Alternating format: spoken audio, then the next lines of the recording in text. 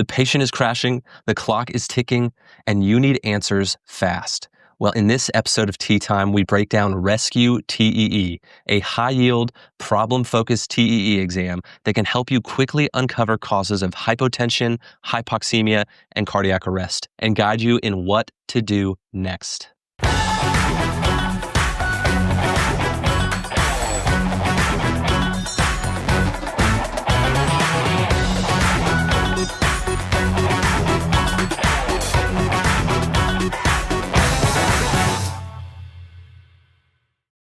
Welcome to Tea Time. I'm Dr. Andreas Plakis, and in episode 15, we're going to cover Rescue TEE, everything you need to know. The clinical question we'll be focusing on today is, what is Rescue TEE, and when and how can it be used to improve patient care perioperatively? Rescue TEE is such an important topic clinically that I've decided to break it up into 3 parts so we can cover things in detail. So make sure you stick with us through each one of these parts of this series, as they really do all make sense together. Part 1 is what we're going to cover in this episode: the purpose, understanding shock, perioperative considerations, indications, contraindications, and then the proposed Rescue TEE exam with imaging protocols and a format for systematic evaluation. I'm very excited that I'm going to be introducing the Tea Time Rescue TEE protocol in this episode. This is a very high-yield, clinically relevant 2-page document that explains Rescue TEE, what you need to know, and I want you to have access to this. This is a free resource. If you watch this podcast on Apple or Spotify, leave us a review, a 5-star review. If you watch us on YouTube, hit that like button. Then in the comment section, just tell us one thing that you like about the show and make sure you leave your email address. And then we will send you this document free of charge to make sure that you have access to it.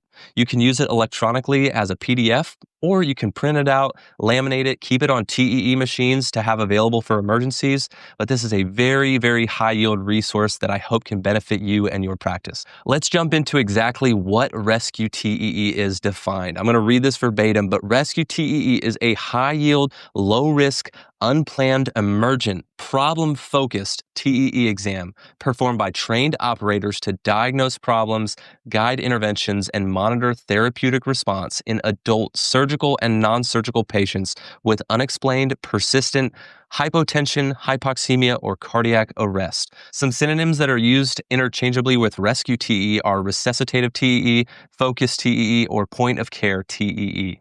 Let's dive deeper into the definition of Rescue TEE so you understand exactly what it is we're talking about. First off, Rescue TEE ought to be high yield. What is high yield in an emergent setting? Well, if you can identify the type of shock a patient is experiencing and possible causes for that shock, that would be very high yield. It's low risk with a less than 1% cause of complications. This is an unplanned TEE exam. Emergencies are always unplanned, so it's not something that we readily prepare for and have all the time in the world. Resource availability matters here. It's emergent, as we just mentioned, that speed matters here. The goal to make a diagnosis is less than 30 seconds in a Rescue TEE exam. It's problem-focused. That saves you time when you're trying to nail down a diagnosis and not perform a full comprehensive TEE exam. This is performed by trained operators who are certified to safely use TEE and reliably diagnose pathology. Functions of this exam were to diagnose, guide interventions, and then also monitor the therapeutic response after you've made the intervention. It can occur in surgical settings, and these surgical settings have unique perioperative differential diagnoses that you can tailor your Rescue TEE exam for. And then in non-surgical settings as well, these patients have unique patient past medical histories and events that occur that can lead them to a cardiac arrest or severe hypotension.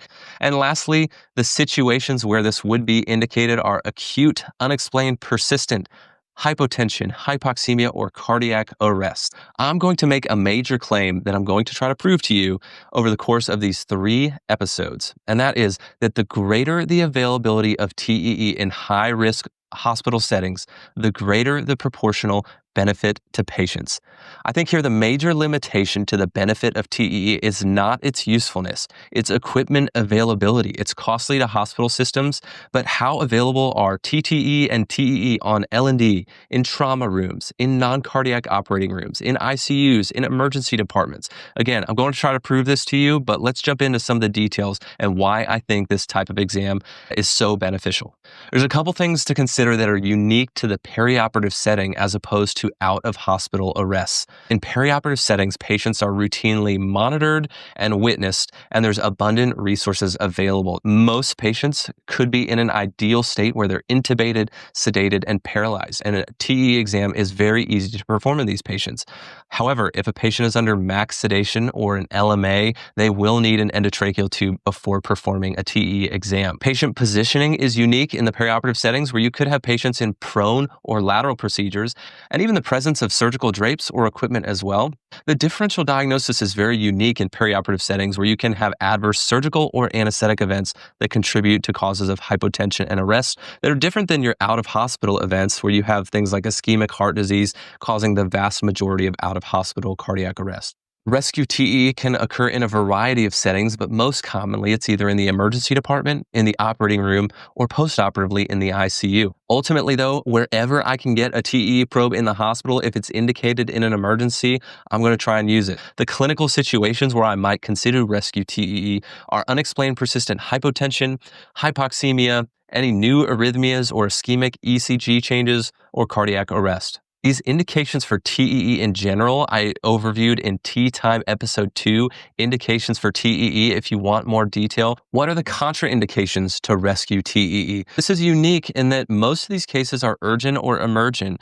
When you think through assessing for contraindications, the risks, benefits, and alternatives can help. For the average patient, the risk is a less than 1% incidence of complications from TEE. The benefits, it really depends on how dire the clinical status is. If it's ACLS versus moderate hypotension, think through this. How much benefit is this going to add to the patient because we truly don't have a working diagnosis? And then the alternatives. If you can perform TTE reasonably and safely as an alternative, or if you truly need TEE for better views because chest compressions are ongoing, or there's other clinical situations that would be more helpful. What are some of the absolute contraindications that I would keep in mind? Well, I think about major esophageal injuries or obstructions, such as esophageal trauma, perforation, or obstructing masses. Think through the relative contraindications, and if you do think the risk is outweighed by the benefit, there are some ways to mitigate this risk where if a patient has a stricture, avoid excessive pressure, minimize your number of attempts. Make sure if a patient has an unstable C-spine that you use extra caution not to move their neck. You can use a video laryngoscope to make the insertion process slightly easier and make sure you use extra lubricant jelly. When would I use TEE versus TTE in a rescue setting? I think the major deciding factor here is how much time you think the patient has. If the patient is already undergoing ACLS and chest compressions, well, that's a different situation that doesn't have as much time as a patient with moderate hypotension where you want to get a little bit more information. So I ask myself, do I have between 5 and 15 minutes where that much delay would not significantly hurt the patient? The reason being is because if these probes are kept on different machines, then you have to call for the next machine. Also, if you spend several minutes trying to get views with your TTE probe, if you don't end up getting adequate views and get your clinical question answered, then you end up having to do the TEE exam anyway. Then I think through what the likelihood is that I would get inadequate views or be unable to perform with TTE. Chest access is limited with sternotomy, with drapes, CPR. If you need to look at certain structures of the heart that are posterior structures, that's when I would want to preferentially choose TEE first. And just as a brief summary point, if a patient is ever undergoing ACLS, I will always prefer TEE if able. You have superior views, you can get them quicker, you can use that as an ongoing monitor, and you won't interrupt CPR to place the probe and to get your images. And I will do this as long as the patient does not have any absolute contraindication. What is needed to perform a rescue TEE exam? Well, there are 3 major things. 1, a TEE machine. 2, TEE trained staff, and then 3, TEE probes. And again, on this TEE machine, I'd also suggest that you have linear probes and phased array probes that you can perform a TTE exam and also lung ultrasound. But I view that when you have 3 probes available to you on your TEE machine as the ultimate rescue tool to aid you in diagnosing your patients. To think through a rescue TEE exam, first we have to have a very good grasp of understanding shock physiology. So shock is defined as cellular or tissue hypoxia from reduced oxygen delivery or increased oxygen consumption or inadequate utilization. What determines oxygen delivery to the tissues? It's the cardiac output multiplied by the oxygen concentration in the blood. And when you dig deeper into the cardiac output, the components of this are multiplying the heart rate by the stroke volume. The stroke volume is the volume of blood the heart ejects, and the number of times per minute, well, that defines the cardiac output. And then teasing this out even further, what components influence stroke volume? That would be preload, contractility, and afterload. Thinking through all these components, there's an acronym PCAR: preload, contractility, afterload, rate, and rhythm. This is a more physiologic way of thinking about it than your distributive, obstructive, hypovolemic, and cardiogenic shock, in my opinion.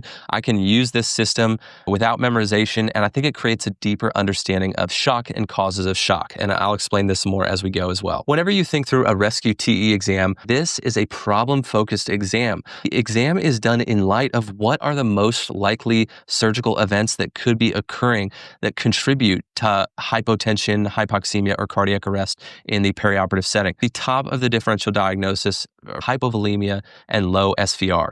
Less frequently, LV or RV failure, left ventricular outflow tract obstruction, PEs, cardiac tamponade or valvular abnormalities. Additionally, myocardial infarctions, aortic dissections, or a tension pneumothorax. So let's start by getting a more detailed look at the T-time rescue TEE protocol.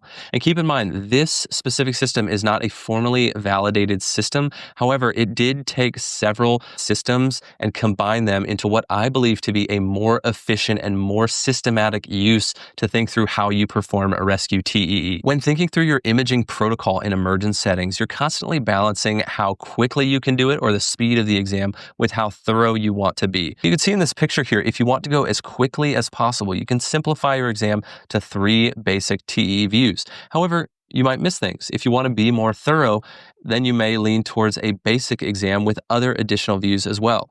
Well, I prefer a hybrid approach here. The ideal protocol should be easy to obtain and interpret. It should target structures that are most responsible for these adverse events, and it should be structured in a logical sequence of events. So the 3-step evaluation for the T-time rescue TEE protocol are step 1, the initial evaluation, step 2, a targeted follow-up approach, and then step 3, a complete basic exam with other indicated views as well. Let's take a more detailed look at step 1, the initial evaluation for the rescue TEE exam. When thinking through step 1, the initial evaluation of the rescue TEE exam, the overall goal here is to be able to land on preload, contractility, or afterload as being the major cause of the shock. And consider that the LV will be the reference point for the whole evaluation. So we define preload as what keeps volume from getting to the left ventricle. Contractility, what LV factors prevent volume from ejecting to the organs, and then afterload are what factors downstream from the LV prevent blood from reaching organs. The initial evaluation will consist of 3 initial views in this order. This will be the mid-esophageal four-chamber view, mid-esophageal long-axis view, and the transgastric mid-short axis view. For people that came from a background of TTE, these will be analogous to your TTE views, where you have an apical four-chamber, a peristernal long-axis view, and a peristernal short-axis view. In each of these views, remember this: in, at, around, in, at, around. I want you to look in the heart for volume, clot.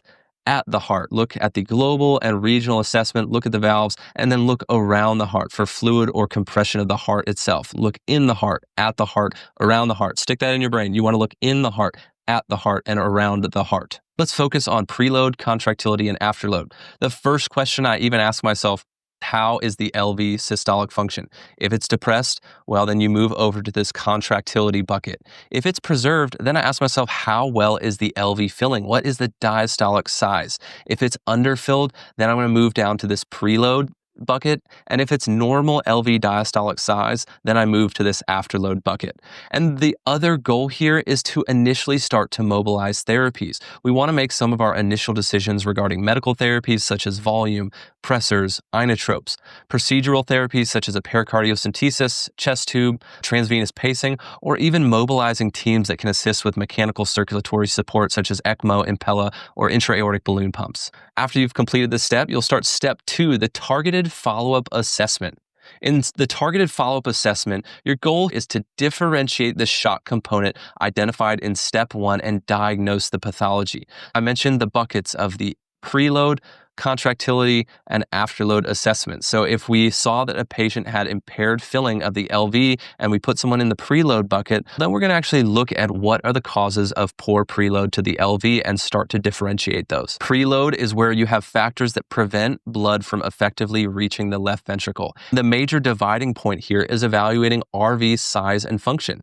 Is the RV small and preserved, or is it dilated and hypokinetic? Then there's this other category where things can present a variety of different ways, but I want you to think about the lungs as well, where you could have pneumothorax or autopeep, and the valves that contribute pre-left ventricle. If you have an RV that is small with preserved function, you're thinking more through the hypovolemia side of things. Could there be a problem with vessels or volume? Bleeding from arteries or veins? Is there IVC compression or abdominal compartment syndrome? Also thinking about compression of chambers, such as the right atrium, which would be cardiac tamponade. There's a specific type of evaluation that you can do to look for sources of bleeding as well. It's the hypovolemia evaluation, where you perform what's informally known as a TEE fast exam, where you look through sources in the chest and the upper abdomen. You also look with a transgastric IVC view, as you can get more information for abdominal compartment syndrome. And then finally, you can look with a surface fast, if it's even available based on the surgical circumstances, to look for blood in the lower abdomen and pelvis. When I ask myself, where could the volume be in the heart if a patient has signs of hypovolemia, then I perform this TEE fast exam. This is not a validated exam. It's not a formal exam. This is my own system that I used to locate fluid and bleeding that could be contributing to the hypotension. I start by looking in the right chest around the right lung and the diaphragm to see if there's fluid collection there. And then I rotate to the left chest. You'll see the aorta when you're looking in the left chest to see if there's fluid or blood collections there. Then I push in to look in the right upper quadrant. You'll see in this specific picture, there's actually blood collecting around the liver, and also abdominal compartment syndrome, where the IVC is severely compressed. Finally, I'll rotate to the left upper quadrant, the side where the spleen is, to see if there's any fluid collections around there that could be sources of hypotension and bleeding. Thinking through the other side of the preload algorithm is when the RV is dilated and hypokinetic. This is where you might think through causes of RV failure or embolism to the lungs, where you have a clot or air or amniotic fluid embolism causing RV failure. The RV failure evaluation will consist of a mid-esophageal ascending aortic short axis view, where you can see those main and right PA very well to see if you're able to rule out a saddle embolus or a clot in the right PA. And then sometimes even adding a DVT scan, where you take your linear probe and scan the common femoral veins to see if you find a deep venous thrombosis, and would give you higher clinical suspicion for that being a cause of the hypotension. You'll also try to rule out severe pulmonary hypertension by measuring the RVSP, either in the RV inflow-outflow view or modified bicaval view with that TR jet, to assess for severe pulmonary hypertension. This third cause of preload problems is this other category. And I put this here because these can just be a little bit more complicated to think through. But thinking through lung contributing factors, the presence of a pneumothorax or autopeep, lung ultrasound is super valuable if you have a suspected pneumothorax, as TEE cannot definitively confirm or rule out pneumothorax being present. Also, interrogating the valves, the tricuspid valve, the pulmonic valve, the mitral valve, is beyond the scope of this episode, but is important to keep in mind that these can be contributors to low preload in that left ventricle. The next part of step 2 of this rescue TEE evaluation is assessing contractility. What left ventricular factors prevent blood from effectively ejecting to organs? We'll want to evaluate both global and regional LV factors, because these have different etiologies. But the global depressed contractility causes could be congestive heart failure, medications such as local anesthetic, systemic toxicity, myocardial depressants, toxins, severe acidosis. And then thinking through some of the regional causes would be a myocardial infarction or different types of cardiomyopathies that could be contributing as well. Another category is the afterload category in the step 2 targeted follow-up assessment. What factors downstream from the left ventricle prevent blood from reaching organs? You can divide this afterload category into both high and low afterload. High afterload would also be intracardiac causes, and the low afterload would be extracardiac causes. These intracardiac causes could be left ventricular outflow tract obstruction caused by SAM or a subaortic membrane, could be aortic stenosis. These can both be looked at in the mid-esophageal aortic valve long axis view or mid-esophageal aortic valve short axis view. And then aortic dissection, I put in this intracardiac factor as it can frequently affect the heart, but you'll want to, in this step, also check the descending aorta short axis and long axis views to see if you see a dissection flap present. And then the extracardiac sources, think distributive shock. Could the patient have anaphylaxis, sepsis, neurogenic shock, or anesthetic vasodilation at this point? We'll differentiate hypoxemia by trying to evaluate cardiac and pulmonary causes of the hypoxemia. When we think about the cardiac causes, we'll evaluate for an ASD, which could be performed in the mid-esophageal bicaval view, and then for VSDs as well, which can occur in the four-chamber view and the mid-esophageal aortic valve short axis and long axis views. Then ruling out a pulmonary embolism with that mid-esophageal ascending aortic short axis view. Some of the pulmonary causes that you could see with TEE are pleural effusions or hemothorax, and then using your lung ultrasound to try and rule out pneumothorax. Step 3, let's complete this rescue TE exam by performing a complete basic exam and other indicated views. There are 11 basic perioperative TE exam views that were introduced by the American Society of Echocardiography.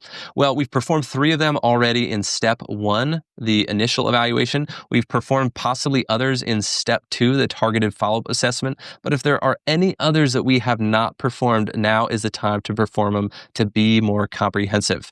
I introduced this structure in Tea Time episode 5, but I want you to think systematically through how you go through your structure because you're still trying to be very efficient with time because these are emergent surgical settings. But with the LRSAS acronym, I want you to think through L, left-sided structures, the LV, aortic valve, mitral valve.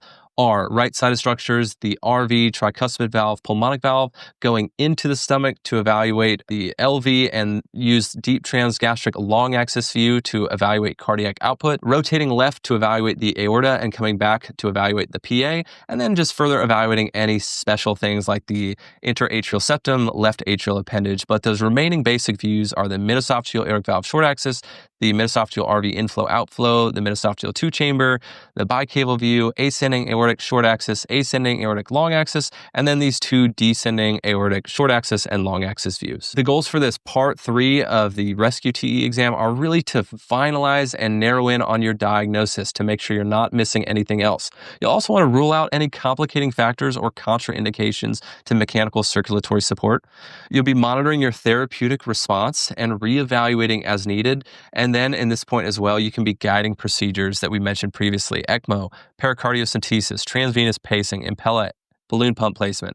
Well, what are a number of the factors that can either be contraindications or complicating factors for mechanical circulatory support? I evaluate this by looking at my bicaval view, my mid-esophageal long axis view, and then my descending aorta short axis and long axis views, as I really want to rule out with my bicaval view shunts, material in the IVC that would affect the venous cannula. I want to look at my aortic valve, as severe aortic insufficiency can be a contraindication to many types of mechanical support, and looking at my descending aorta to make sure there's not any mobile plaques or aortic dissections present. We've come to the end of this part 1 episode. Still to come, in part 2, we have common diagnoses and shock states. And then in part 3, we'll go a deeper dive into cardiac arrest. And then if you want to actually implement some of these rescue TEE protocols, how to actually do that. As I mentioned previously, we have this Tea Time Rescue TEE protocol document to send you. All you have to do is leave us a review on Apple or Spotify, or like on YouTube, leave us a comment that has your email in it, and we'll send you this document for your use. The next episode is episode 16 for Rescue TEE. We've laid out the framework already. So from here, let's start to review many of the important diagnoses and shock states that may be encountered, and let's evaluate those in more detail. Thank you guys for watching. Again, if you want more of this content, hit that subscribe button, leave us a review, tell us what you do at your own institutions. We really do love hearing from you guys. Thank y'all for watching so much, and we'll see y'all next episode.